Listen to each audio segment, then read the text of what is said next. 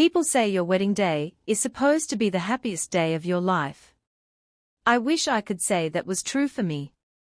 I was 17, dressed in a second-hand lace gown that wasn't even my size, walking down an aisle to a man I barely knew, a man I didn't choose, a man I didn't love. My name is Clara, and I'm 72 now. A grandmother to 4 beautiful grandchildren. When people look at me, they see a sweet, quiet old woman who spends her time baking pies and knitting sweaters. But behind these wrinkles are stories I've never told, not even to my children. Until recently, I never had the courage. But my granddaughter, Lily, asked me about love. She wanted to know how I knew Grandpa Mark was the one. I smiled at her, but inside, my heart broke a little. Because he wasn't the one.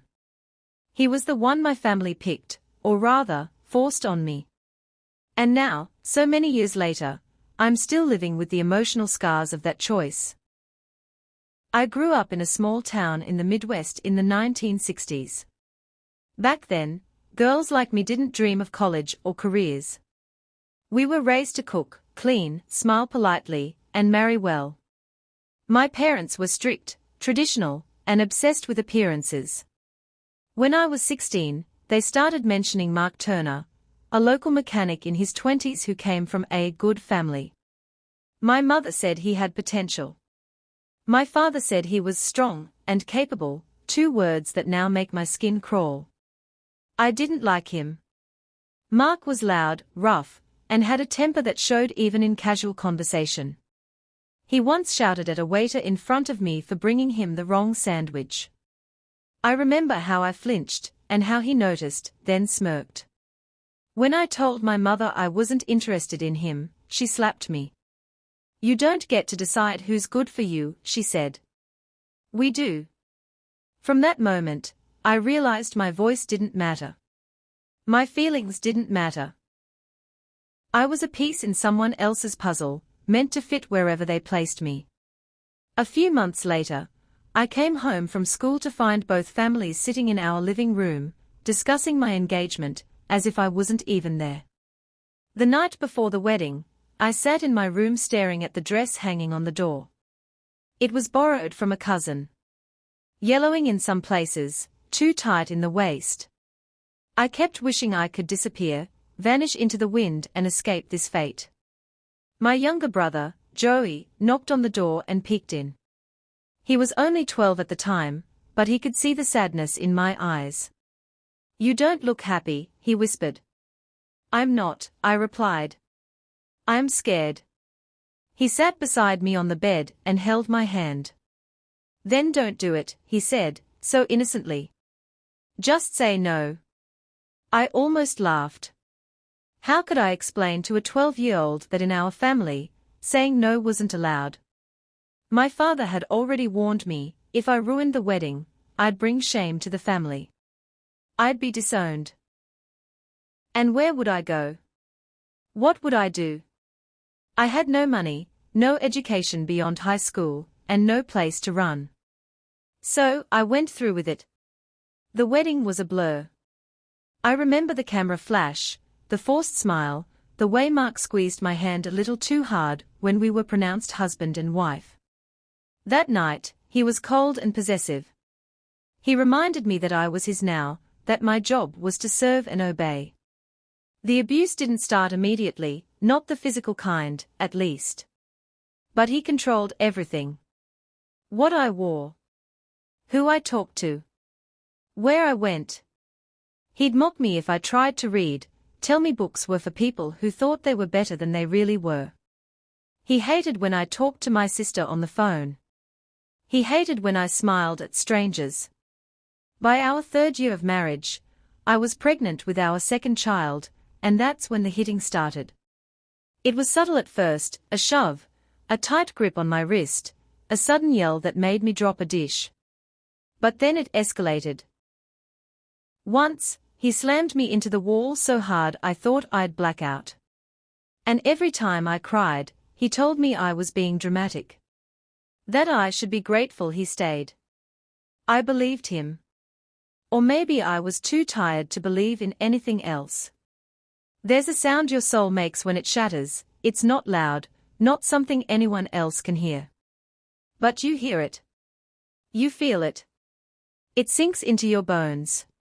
The first time Mark truly hit me, a full, backhanded slap across the face, was because dinner was 5 minutes late. I remember the sting of his palm, the way my ears rang. But what I remember most was the look on his face. He wasn't apologetic. He was triumphant. Like he had finally claimed ownership of something he thought belonged to him all along. That night, I stared at myself in the mirror. My cheek was red and beginning to swell. I didn't cry. I just stared. I asked myself, is this my life now? And the answer, a deep, silent yes, echoed in my chest like a death knell. I didn't tell anyone. Who would I tell? My mother would have said I must have provoked him. My father would have said I needed to learn to respect my husband. Divorce wasn't an option, not in our family. Not in our town. Women who left their husbands were whispered about in the grocery store, treated like they carried some contagious disease. So I did what I was taught, I stayed quiet. I wore long sleeves. I smiled at church. I cooked dinner, cared for my babies, and hid the bruises from my children.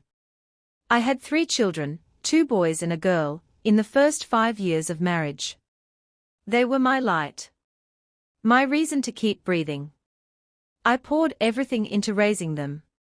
I wanted their lives to be filled with laughter and books and stories, the very things I was denied. Mark rarely paid them attention unless they annoyed him. He never hit them, not with his fists. But his presence alone could still silence a room. He ruled our house with tension and unspoken threats. One day, when my youngest son, Eric, was 8, he asked me a question that broke me. Why does Daddy hate you? I dropped the dish I was holding. It shattered on the floor. I knelt down, my hands trembling, and said, he doesn't hate me, sweetheart. He's just tired. But I knew it wasn't the truth. And worse, I knew Eric knew it wasn't the truth either. My children had seen more than I realized. The bruises. The yelling. The silences. I thought I had hidden the scars. But some scars don't need to be seen, they echo in every corner of a house. When I was 31, something happened that changed me forever. Mark had gone on one of his drinking binges. When he came home, he was angrier than I'd ever seen him. He accused me of flirting with the cashier at the hardware store. I hadn't. I had simply smiled, said thank you. That night, he threw a chair across the kitchen. It shattered against the wall near our daughter, Emily, who was only 10 at the time. She screamed. I ran to her. Mark grabbed me by the arm and threw me to the ground. That night, I packed bags. I was ready to go. I took the kids in the car and drove to my sister Helen's house. She lived 2 towns over. I hadn't spoken to her in months, but she let us in. She didn't ask questions. She just let me cry. For 3 days, I stayed there. I started looking for jobs. I called a lawyer to ask about custody. I began to feel something I hadn't felt in over a decade, hope. And then Mark showed up. He stood at Helen's door with flowers in one hand and a Bible in the other. He cried. He begged. He told me he was lost without me. That he'd go to counseling. That he'd never touch me again. I wanted to believe him. I needed to believe him. Because the idea of starting over alone with 3 kids terrified me. So I went back. That was the last time I ever tried to leave. After that, the abuse became quieter, but more constant. He no longer bothered to apologize. He no longer needed to. He stripped away my confidence piece by piece. Told me I was ugly, stupid, too slow. That no one would want a woman with 3 kids and stretch marks. That I was lucky he stayed. And in the stillness of those years, I began to believe it. I no longer looked in mirrors. I stopped reading books. I stopped calling Helen. I became a ghost in my own life, going through motions, showing up for my kids, and disappearing into silence once they were asleep. There were nights I sat on the bathroom floor, the door locked, wondering how much longer I could live like this. But every time I reached the edge, I looked at the photographs of my children. I remembered the sound of their laughter, their arms around my waist, the look in their eyes when they asked me to sing them to sleep. And I told myself, you can't die. Not yet. They need you. They say time heals. But whoever said that never lived my life. The years between 35 and 50 were what I call the quiet years. Not because things got better, but because I stopped reacting. I stopped crying. I stopped begging. I became numb, a shadow that floated through the house, kept it tidy, fed the mouths, paid the bills, and pretended life was just fine. Mark's abuse turned colder with time. He didn't need to raise his fists often anymore. He had mastered other weapons: silence, shame, control. He'd go days without speaking to me if he thought I looked at someone the wrong way. He'd tell the kids I was stupid, forgetful, or just emotional. I started to believe I was those things. He controlled the bank accounts, so I never had spending freedom. I learned how to sew clothes out of old curtains. I stretched groceries as far as they could go. I got creative, because I had to. He even controlled how I looked. One day, I cut my hair short because it was easier to manage, and he didn't speak to me for 2 weeks. When he did, it was just one sentence. You look like a man. I told myself I didn't care. But I did. The pain didn't lessen with time. I just got better at hiding it, from everyone, including myself. I was 54 when Mark died. It was a heart attack. Sudden. Unexpected. He had been yelling that morning about the garage door, said it was my fault it wouldn't close. He stormed off to fix it. I heard a crash, and by the time I got outside, he was on the ground, his lips blue. The EMTs tried. But he was gone before they arrived. I didn't cry. I didn't scream. I didn't collapse. I just stood there, numb, with a strange mixture of fear, disbelief, and, yes, a quiet, buried sense of relief. That night, I sat on the porch alone for hours. For the first time in decades, I didn't have to brace for footsteps behind me. I didn't have to keep my voice soft. I didn't have to explain myself. But it wasn't freedom yet. Freedom isn't a door that opens the second your abuser dies. It's a long road you have to walk, sometimes crawling. I didn't know who I was without Mark's voice in my head. The years after Mark's death were strange. People came with casseroles and awkward condolences. He was such a strong man. He loved his family. He'll be missed. I wanted to scream. But I smiled. I nodded. I played the role I had learned to perform. Inside, I was unlearning everything. I was learning how to sleep without fear. How to eat without criticism. How to walk into a room without shrinking. I started going to the library again. I borrowed books on healing, trauma, self-love, things I had never let myself believe I was worthy of. I started journaling. I filled notebook after notebook with things I had never said out loud. For the first time, I let myself grieve. Not just for Mark, but for the life I never got to live. For the teenage girl who wore that too small wedding dress. For the young mother who never got a birthday card. For the woman who thought being unloved was her destiny. My children, now adults, saw the change in me. My daughter, Emily, said one day, "You look lighter." I smiled. I felt it, too. When I became a grandmother, something shifted in me again. Holding my first grandchild, Lily, in my arms was like holding every second chance I never had. I watched her grow with curiosity, joy, questions, so many questions. One afternoon, she asked me if Grandpa was a romantic. I froze. That night, I lay in bed and realized I couldn't let my story die with me.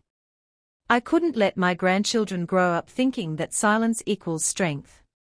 Or that survival means never speaking of the wounds. So I started writing. I wrote letters to each of my children. I told them what I had never said, about the abuse, the fear, the nights I considered ending my life. I told them that I stayed because I didn't believe I had a choice, and that I forgave myself for that now. Then I talked to them. One by one. There were tears. There was anger. But also understanding. My daughter held me and said, "You don't have to protect him anymore. You never did." I wept like a child. It's strange how heavy silence can be. I had carried mine for over 50 years, buried so deep that I sometimes believed my own lies. But after I told my children the truth, after I let go of the shame I had never deserved, something shifted. I could breathe differently. For the first time in my life, I sat at a table with my family and didn't feel like I was hiding.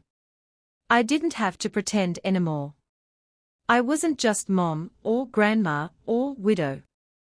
I was Clara, a woman who had survived, endured, and finally found her voice.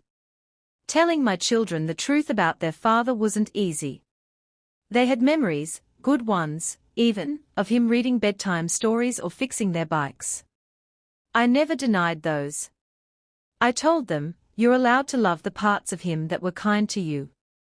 But I need you to understand the whole picture." Eric cried for a long time. He said, "I always felt something was wrong, but I didn't know how to name it." Emily was angry, not at me, but at the world that kept me trapped.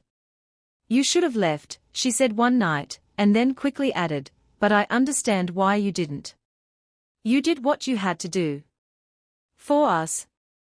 Forgiveness is a strange, slow, unsteady thing. But it came, not just from them, but within myself. One evening, I sat down with a cup of tea, looked out the window at the golden sunset, and wrote a letter to my younger self. I don't know why I did it. Maybe I needed closure. Maybe I just needed to hear the words I was never told. Dear Clara, you were never weak. You were never stupid. You were never to blame. You deserved love, safety, and freedom. You deserved the chance to grow, to dream, to fall in love on your own terms. I'm sorry no one protected you. But I'm proud of you for surviving. You became a mother who loved fiercely. You carried your family on your back without complaint. You endured storms that would have destroyed others. And one day, you found your voice again. I love you. I forgive you. I believe in you. Me? I folded the letter and placed it in a small box beside my bed. It wasn't meant for anyone else's eyes, just mine. But it brought me peace. As I grew older, I realized that the scars I carried, emotional and otherwise, didn't make me broken. They made me human. They made me real. And most importantly, they gave me a responsibility. I began volunteering at a women's shelter once a week. At first, I thought I was too old, too out of touch. But I quickly learned that what those women needed most wasn't someone to fix things. It was someone who understood. I sat with girls half my age who cried into my lap. I held hands with women whose stories mirrored mine so closely it made my heart ache. I told them, "You're not crazy. You're not alone. And you can survive this." And when they asked how I knew, I said the words I never thought I'd be strong enough to say out loud. Because I did. Those afternoons became sacred. Healing doesn't always look like therapy or medication. Sometimes, it looks like two women in a quiet room, drinking tea, and telling the truth. It was Lily, my first grandchild, who ultimately pushed me to write my story down. She was 17, the same age I had been when I was forced to marry. One afternoon, she found my wedding photo tucked inside an old album. She said, "Grandma, you look so beautiful. Were you in love?" I froze. How do you answer a question like that? She looked up at me with her bright eyes, full of hope and expectation. I didn't want to lie. Not anymore. So I said, "No, sweetheart. I wasn't." She blinked. "What do you mean?" And just like that, the dam broke. I told her everything, gently, carefully, but truthfully. I told her how I didn't choose him. How I wasn't given a voice. How I was trapped, for decades, in a life that felt more like a prison than a home. Her eyes filled with tears. She hugged me tighter than anyone had in years. And then she said, "I'm so glad you're still here." That night, I began writing. Not just for her, but for every girl who ever felt voiceless.